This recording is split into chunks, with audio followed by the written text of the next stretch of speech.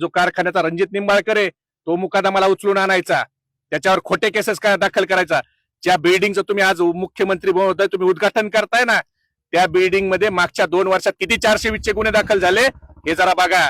तुमचं फलटणचं police station हे फलटणचं police station राहिलं नव्हतं, ते स्वराज कारखान्याची वसुली केंद्र झालेलं होतं.